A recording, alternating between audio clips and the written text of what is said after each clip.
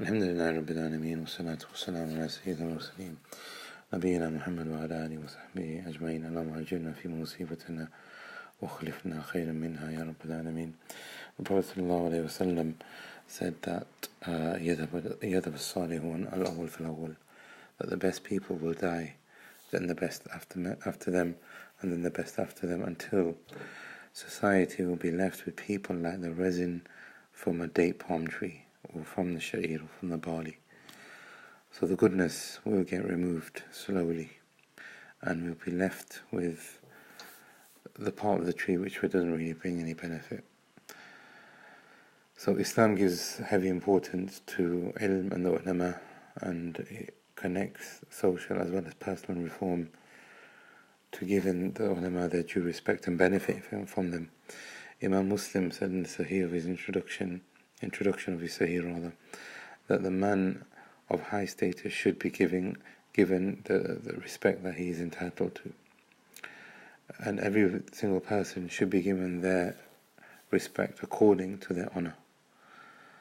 Because of the hadith of Aisha, where the Prophet ﷺ commanded us to give the people their due respect. Abdullah bin Mubarak said, don't undervalue the importance of three people. The pious one, intelligent one, doesn't undervalue the importance of three: the scholars, the rulers, as well as your Muslim brother. These are the three people. And he started with the scholars, Abdullah bin Mubarak. And he continued, and he said that whoever undervalues the importance of the scholar, he'll be lost in his akhirah, and will be left to go astray. Whoever undervalues the importance of the rulers will be lost in his deen and his dunya. In this life, he will be lost in his dunya. And whoever undervalues the level of his brother, then he will be lost in his good character and conduct. His tongue will not be safe from anyone.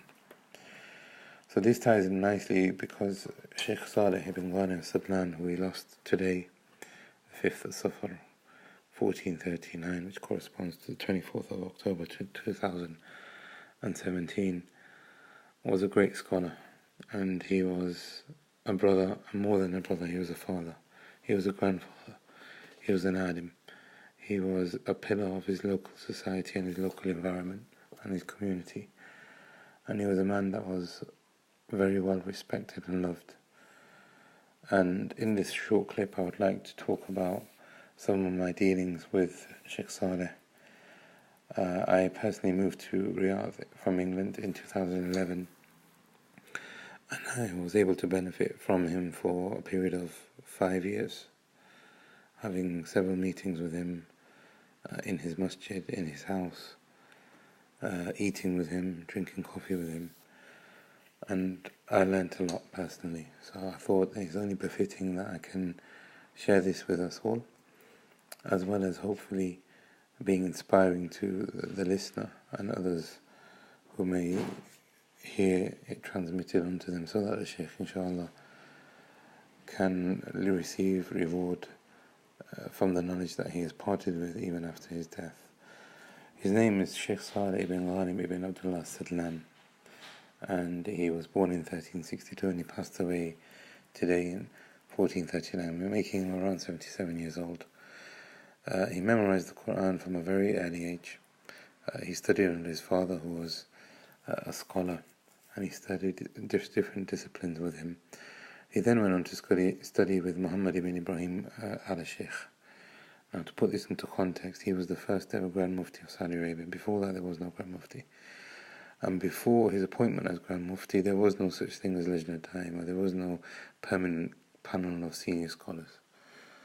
So the scholars and the people that were a produce of Muhammad ibn Ibrahim and that were involved with this whole scheme have had a serious impact on Saudi Arabia positively, and as a result their da'wah has spreaded throughout the world, throughout the globe. I don't think there's any country that hasn't been affected by the da'wah, Tawheed and Sunnah that these ulama have set down.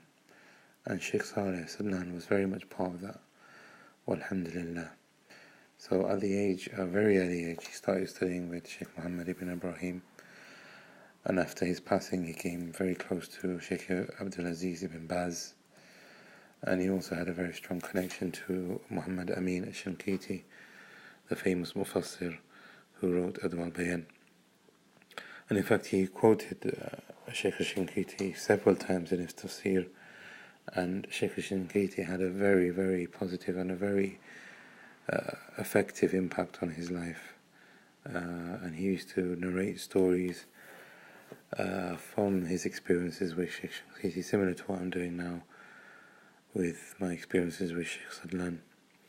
So anyway, after he continued studying, and after he graduated in 1395, he became a teacher in the Faculty of Sharee'ah, and then senior studies, in which judges and magister students and PhD students study. So he became their tutor and a professor of a high level.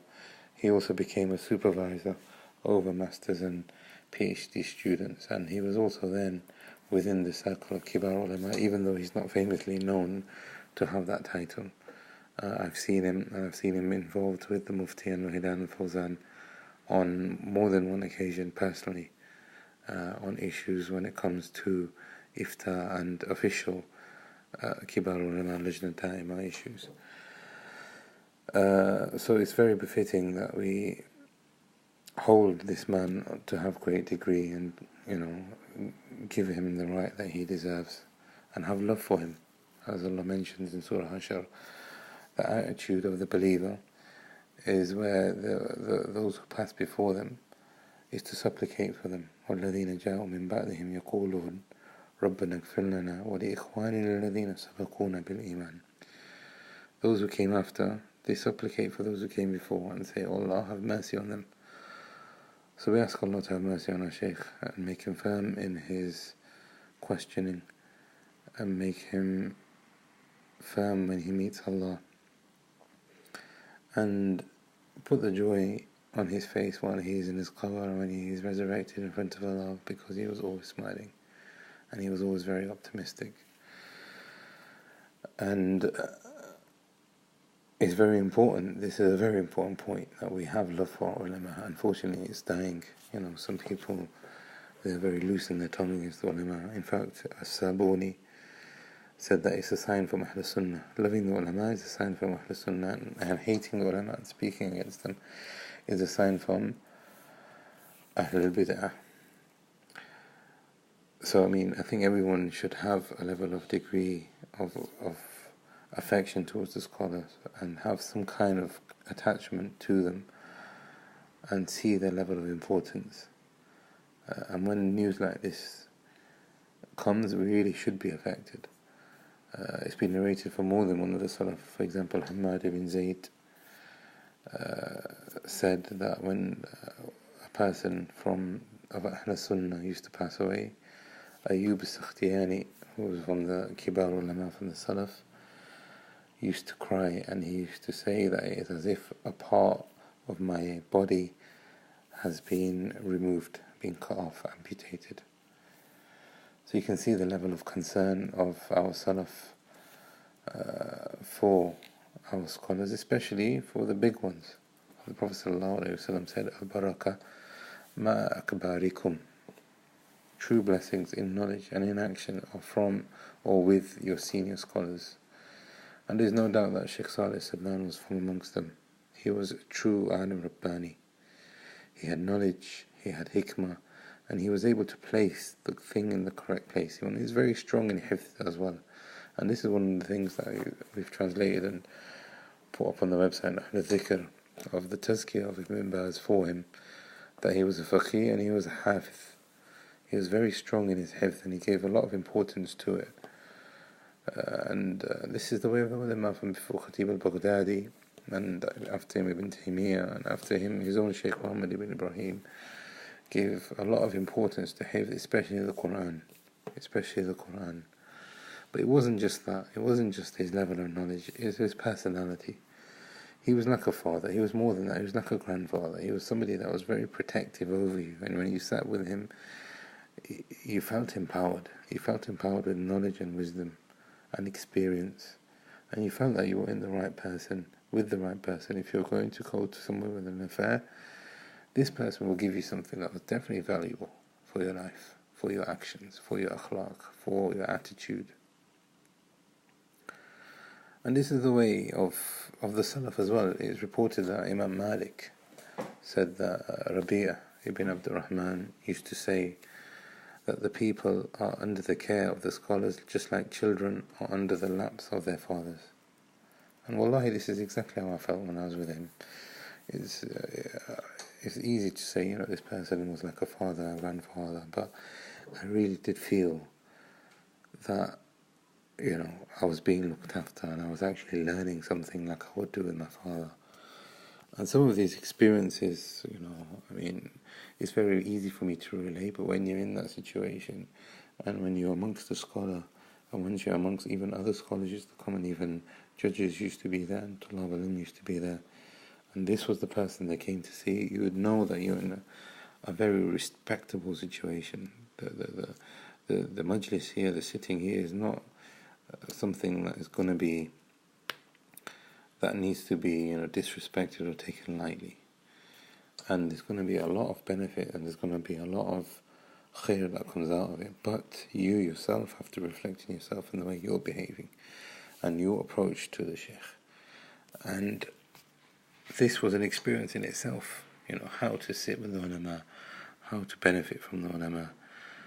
But when you're in that situation, sometimes because of your young age, you really don't know how to, especially when the customs are different, you don't really know how to conduct yourself.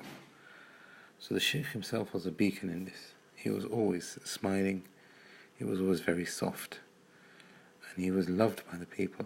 People used to come to his house in droves sometimes. There was sometimes, most often actually, there was nowhere to sit. In fact, I remember I used to pray my sunnahs very quickly and try to get to the house so that, I can get a seat near the Shaykh. He was somebody that was loved. People used to come, they used to kiss his head.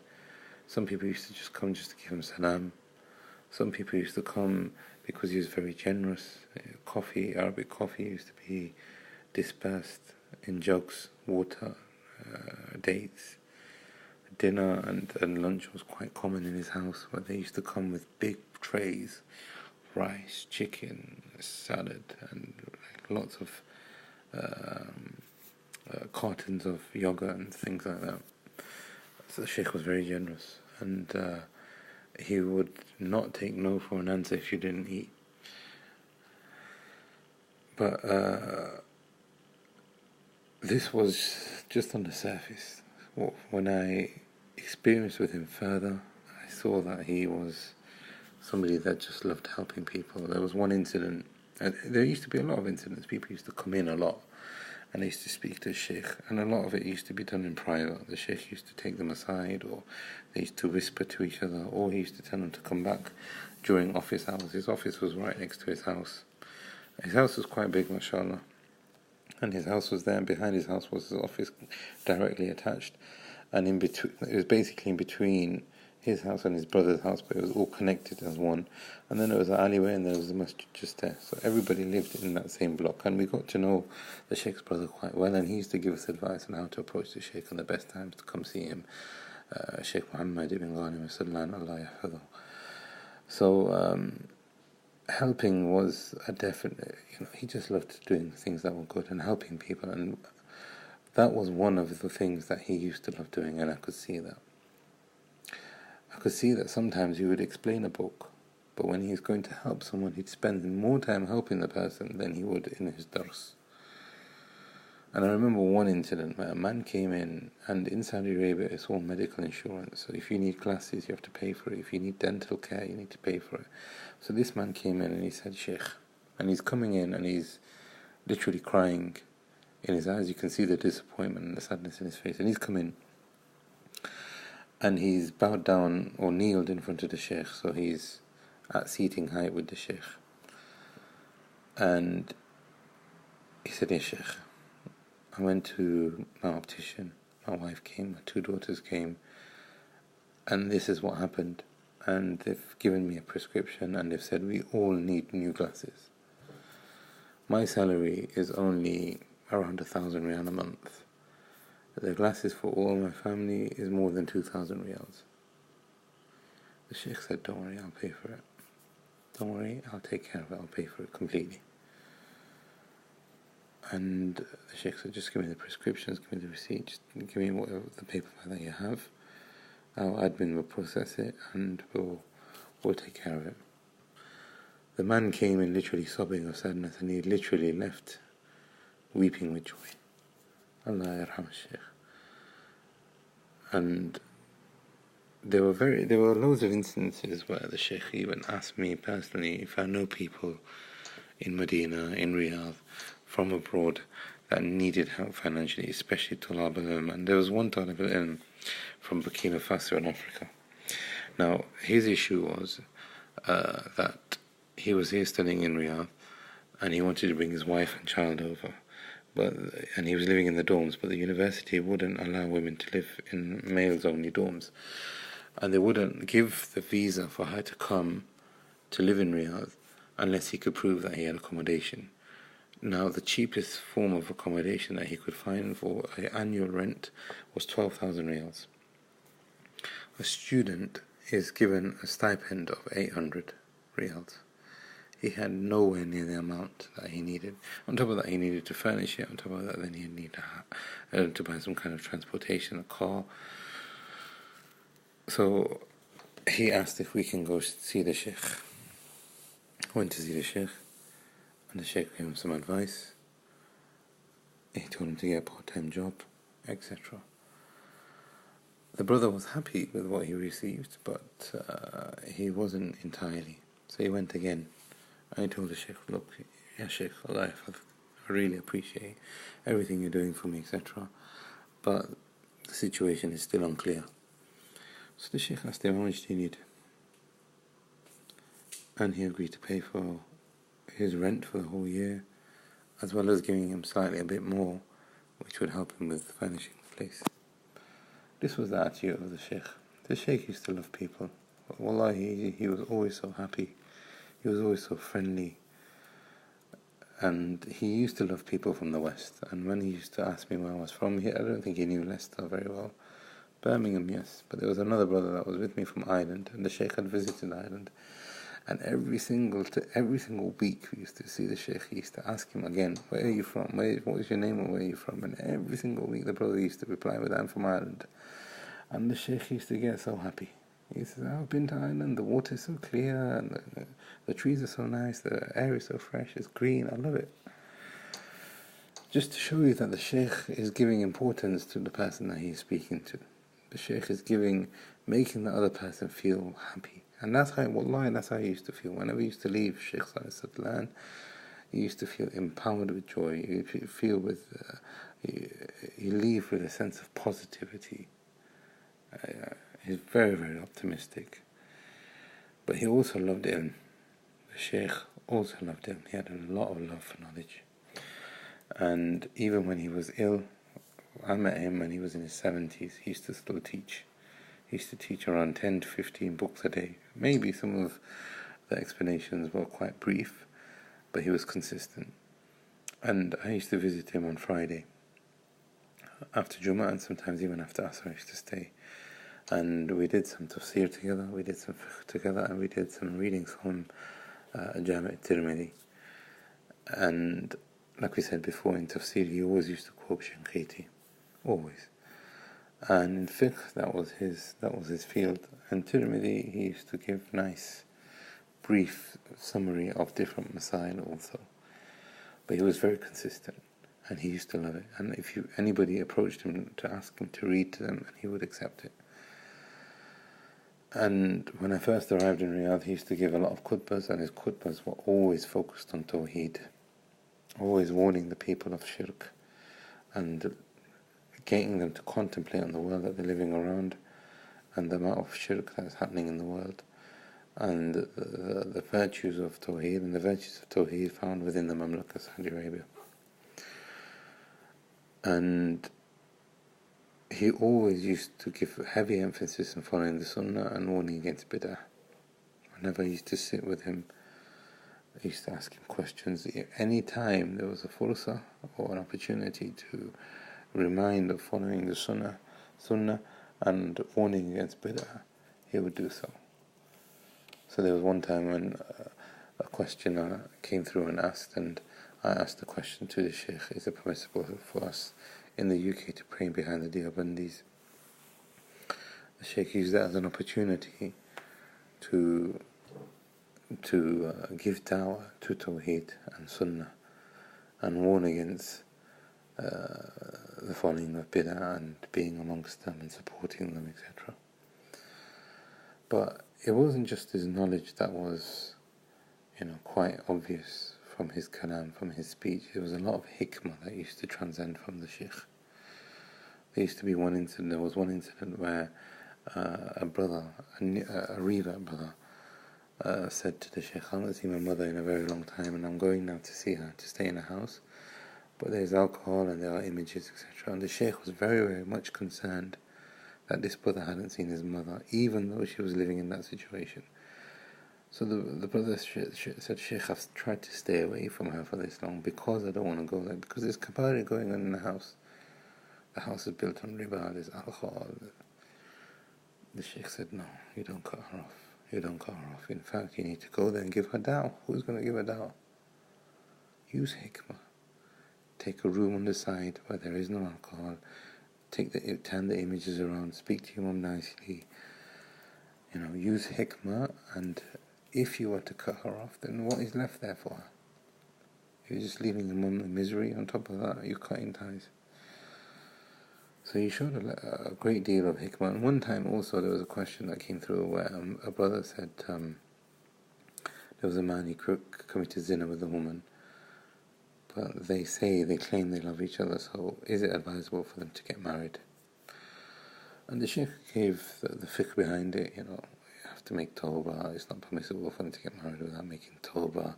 She has to make istibra. She has to make sure that her womb is empty.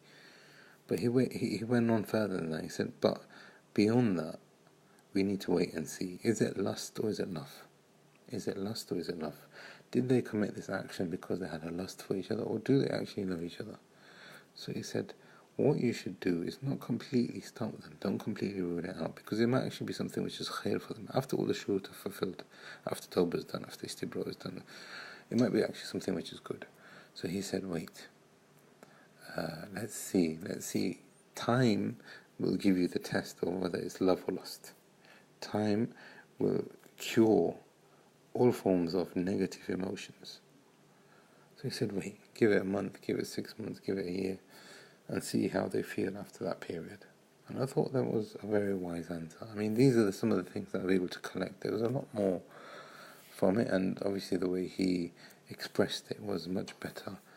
And again, like I said, when you're within the context, when you're within the majlis, when you're translating for the Shaykh, for the questioner, when there are details being presented in the question within the context, it shows you the level of hikmah that's processing in his head, and the way he carries himself and when he delivers the answer. And there's another example where a brother from the West asked for me to ask the Shaykh what is his opinion on Abu Ishaq al-Huwaini, who is a well-known preacher in Egypt, and there has been some statements made against him, but the Shaykh said, why does that concern you? You're in Riyaadh. And I said to the Shaykh, well, it's not my question, it's somebody else's. He goes, well, it's not concerning you at all. Let's not get involved. Let's not talk about other people when it doesn't concern you. So, I mean, he answered the question eventually. He said that, he has some question marks on him, etc. But the point here is he's talking about the relationship that he was having with a questioner, a talib al-ilm, and he was giving him the sense of priority. He was basically telling me, prioritize your questions, prioritize the knowledge that you are asking about. This doesn't concern you. And that was the only time I can think of where or one of the only times I can think of where he actually displayed some kind of anger or annoyance. besides that, I'd be very hard pressed to find any kind of event or situation where he was, strict or harsh. Another example of where he used or displayed his hikmah, where a person was saying, my father wants to prevent me from travelling to seek knowledge. Do I listen to my father, or do I follow my ambitions in seeking knowledge? So the Shaykh said, Ya bunay, my son, listen to your father. Listen to your father. Stick with him and be of service with him, or to him, and seek knowledge where you are. Obviously this has come through me, and I'm translating for the Shaykh, and it's not that the question is present, but he said, addressing to the father, now you are preventing your son. Check yourself as to why you're preventing him. Are you preventing him for the sake of Allah, or are you preventing him for any other reason? If it's for the sake of Allah, then carry on. If it's not for any other reason, then you have to review the situation. But before you give him the go-ahead, make sure he is mature. Test him and review his sense of maturity. Is he actually mature? Is he going to be able to live by himself? Is he going to go out there and fulfill the object that he's out there for? Is he going to fall into sin? Is he able to decipher between what is good and bad, etc.? And as an expat living in Saudi Arabia, this kind of question used to come a lot, and it's a big concern for people even in the West right now, is the issue of hijrah. How do I make hijrah today? What is the best way of doing it? Is it something which is wajib upon me, etc.? So a question came through, and the questioner was asking, what is the best way of making hijrah? Can I make the hijrah to Saudi Arabia, etc.? And the Shaykh said, look, don't focus on hijrah, because making hijrah means you permanently leave your country and permanently reside in another country, which is going to be adding difficulty to yourself. The best way that I can advise for you to go about this is to get yourself a job in a Muslim country, a good, secure job in a Muslim country, where the environment is good and you can benefit in your religion from the scholars there. So get yourself a good certificate, get work, get experience, and go and live there. This is the best way. And again, this shows hikmah. There's so many people that have gone from Saudi Arabia, including myself, continuing from Saudi Arabia. I have to come back. And the best way that you can benefit going there is if you do work. Obviously there are other ways where you enter into a university, etc. And Allah yajzihim khair, there's many students that have come out and benefited. But the Shaykh is talking about permanent residence, living there, because the students have to return home. And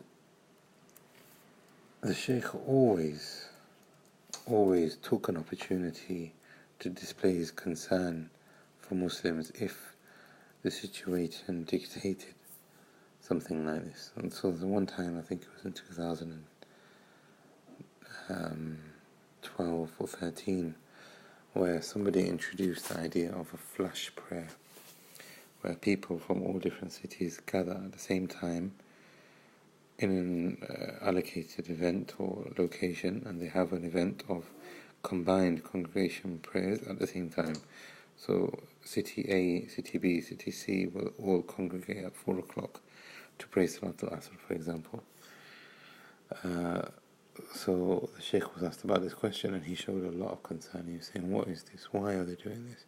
Are they trying to seek some kind of rectification and unity through things that are not legislated? And the Shaykh, he showed a high level of concern for the affairs of the Muslims. There was another event or another situation where a sister was attacked for wearing a niqab. So the questioner came through asking, is it permissible for her to remove a niqab if she is fearing for her safety? And the Shaykh again showed his level of concern for the Muslims and displayed his hikmah as well again, and stated, look, these are the opinions, this is the fiqh behind it. However, look at the situation. If she fears for herself, then of course she can take it off, and she can, as long as the fear is still there. Once the fear is removed, then she must go back to status quo as putting the veil back on. And there was also another question where somebody asked about enjoining good and forbidding evil, And he showed a lot of great concern in this as well, where he basically stated that kindness and gentleness must be the driving code of conduct, and not to be harsh. And he gave examples of how harshness could drive people away, and also steadfastness could drive people away. And the example that he gave was steadfastness, where a man was trying to advise a woman in a hotel in the West, but there were also other Muslims in the hotel, and they split off to pray the Salat. And he continued speaking to this woman behind the desk, telling her, you should do this and this and this and this. And then he joined them in the Salah. So he missed the Rak'ah. She's not Muslim. So when he came back to her to continue advising her, she pointed out to him that you delayed joining the Salah, so you have to pray by yourself, complete the prayer by yourself, in order to speak to me. So how can there be any khair in what you're saying to me? You're not acting, you're not practicing what you preach. You're giving importance to what is lesser than what is greater. So why should I listen to you? And the Shaykh, emphasized that, steadfastness and gentleness is very important in preaching the religion and enjoining what is good and forbidding what is bad. And it wasn't just for the Muslims.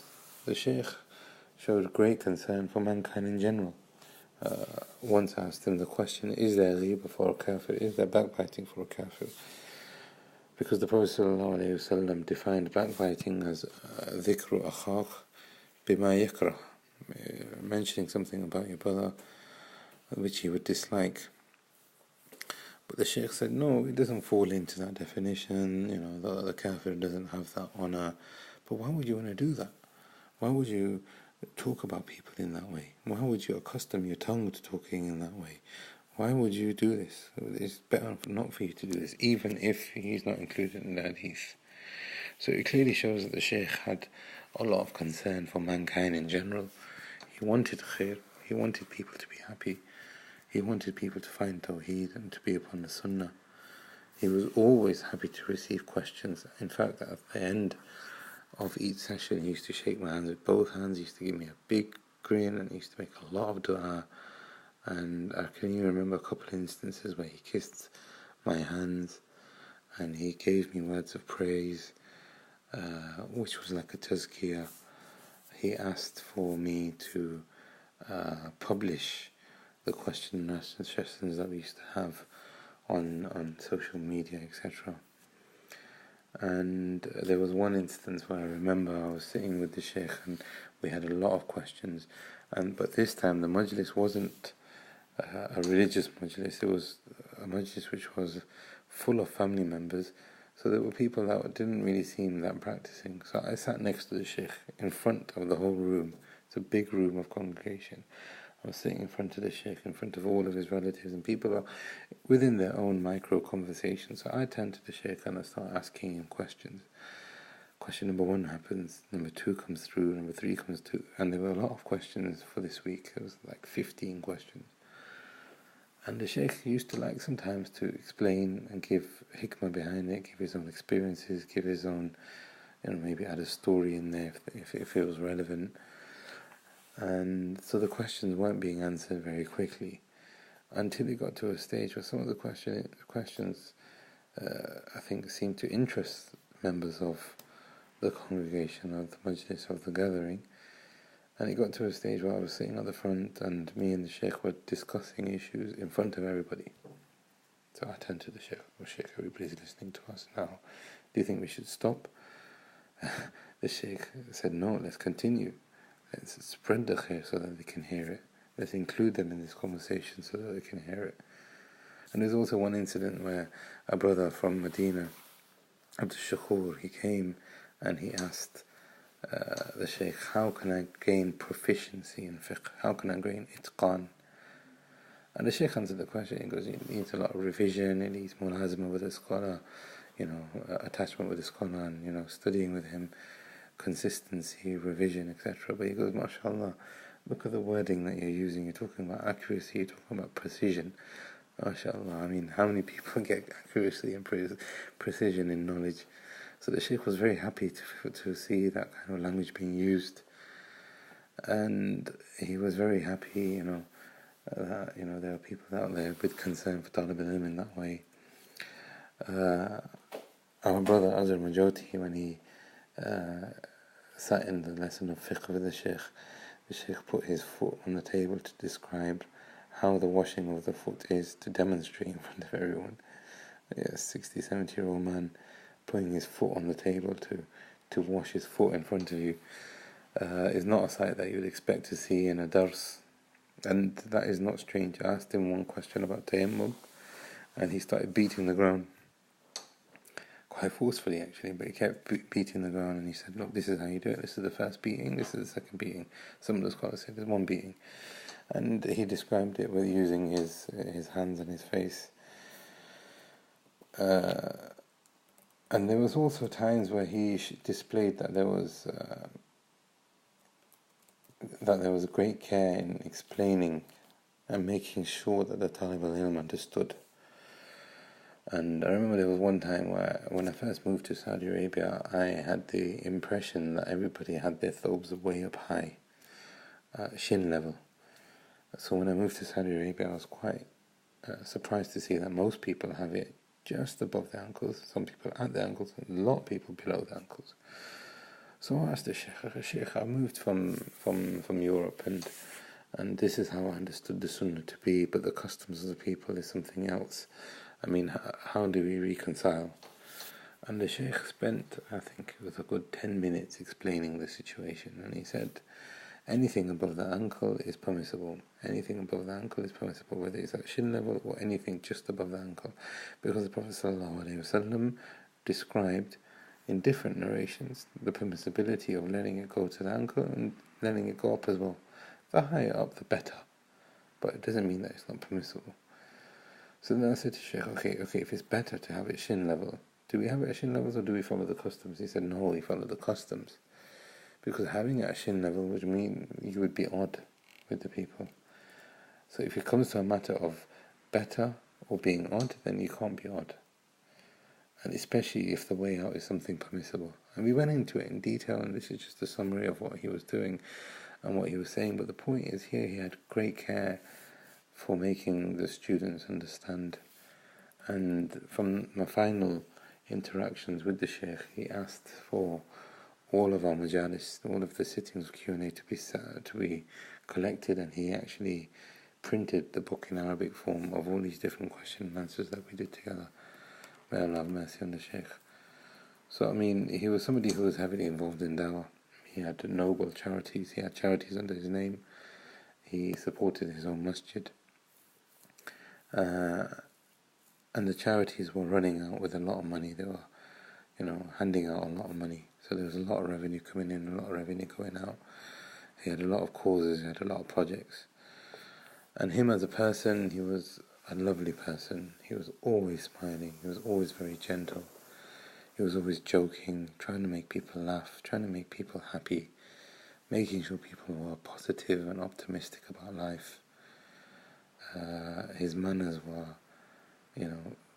the amount of benefit that I've got from his manners and the way you conduct yourself in front of other people, the way you sit, the way you talk. He was definitely from our noble scholars, and the Ummah's going to miss him. He was very active, but at the same time he was very humble.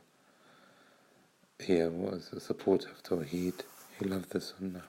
He hated Shirk, and that was quite evident in his khutbahs. But all of this tells me that his heart was very, very pure, and he loved, everybody that he saw, and the khair that he saw in them. He loved the khair that he saw in people, and he had a very big heart. And this is from the alamat of Qabul, inshallah. As Allah says in the Quran, وَالَّذِينَ اهْتَدَوْا زَادَهُمْ هُدًى وَآتَاهُمْ تَقْوَاهُمْ. الذين اهتدوا زادهم هدى. Those who are guided, Allah increases them in guidance, and He gives them taqwa. And so from this, the Mufassirun have said that the sign of Qabul from Allah on earth is that you get tawfiq and you get guidance and you get help and assistance from Allah to do more good. And in the 7 years that I saw him, the amount of good that I've seen him do, I can't, enumerate, Allah. So this is what I can say about Shaykh Saaleh. I'm sorry it's been very long, and I ask Allah to make it beneficial for ourselves, and it's not just a story that we've gone through, that we can learn from this, that time is very important, that our scholars is very important, the ilm that's there in our religion gives you honor, it gives you characteristics, it gives you drive and ambition.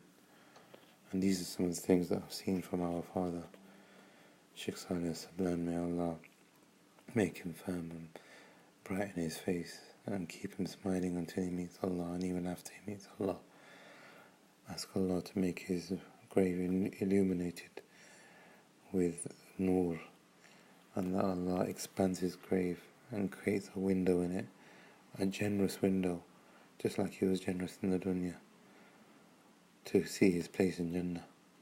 And that Allah is a shakur, and He thanks him and He gives him all his due and extra for all the khair that he has done in the dunya. إنه ولي على ذلك وقادر عليه. هذا والله أعلم. وصلى الله على نبينا محمد وعلى آله وصحبه أجمعين.